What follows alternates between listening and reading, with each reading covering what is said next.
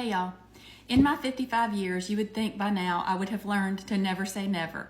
And you might remember a few months ago when I was talking about king cake, I said I'm not going to ever make a king cake because the Phuong king cake surpasses them all and there's no need for me to even try. But I found a recipe that says it's a copycat and it sounds like it probably is. So here I am going to try it. It's the weekend before Mardi Gras Day and I'm just in the spirit for Mardi Gras, even though I'm not going to be going to any parades this year. I just want to kind of celebrate Mardi Gras a little bit. So we're going to attempt it. This is going to be a two-part at least, maybe even three, but I think I can do it in a two-part video. I'm going to make the bread dough for the king cake and it has to sit overnight. So I'm going to do the first part in this video.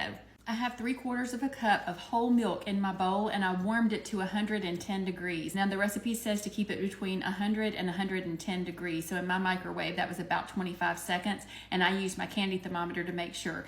If it's too hot, your yeast will die. So to that milk, I'm going to add 1/4 of a cup of honey and 1 package of instant dry yeast. There's an expiration date on the seam. You want to check that and make sure it's not expired. So I'm going to whisk this together just to combine it, and I'm going to let it sit for 10 minutes until it gets foamy. While that's getting foamy, I'm going to go ahead and put 4½ cups of flour and 2 teaspoons of kosher salt into my stand mixer.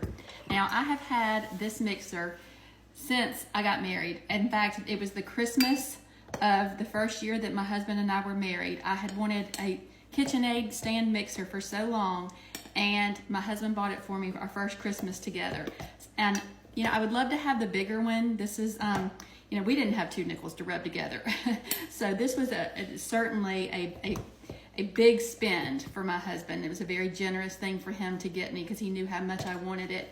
And I've had it, so this is 35 years that I've had it, and I wouldn't get rid of it for anything in the world. I would love to have the bigger one in addition to this one, but I do love my KitchenAid.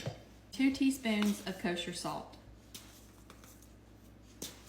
Now it says to use the paddle attachment and stir this to combine the salt and the flour really well, but I know my little mixer and that flour is going to go everywhere if I do that, so I'm just going to stir it. My yeast is foamy, so now I'm going to add 4 eggs to that yeast. I'm going to whisk them in one at a time.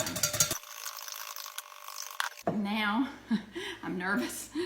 I'm going to slowly pour in this egg mixture with my mixer on low. Yep, I knew it. I told you I need the big one. Now that that's just combined, I'm going to add 10 tablespoons of butter, 1 piece at a time. So I beat that on medium speed for 1 minute to incorporate all of the butter. And now I'm turning the dough out into a greased bowl. So I'm covering it with plastic wrap and I'm going to let it rest for 30 minutes. If you work outside the home, this is definitely a project you want to tackle on your day off. I've made a mess. So it's been 30 minutes. And I'm going to do the first set of folds. It says to, using my fingers, pull the dough up and around on top of itself, turning my bowl as I do it about 6 times. I'm going to put my wrap back on top and I'm going to let it sit for another 30 minutes. I'm going to do this 3 more times for a total of 2 hours.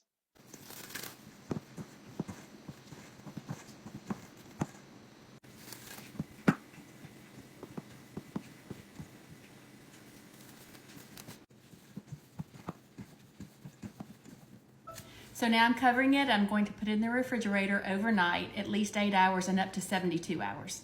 Okay, stay tuned for part 2 and y'all go have a good day.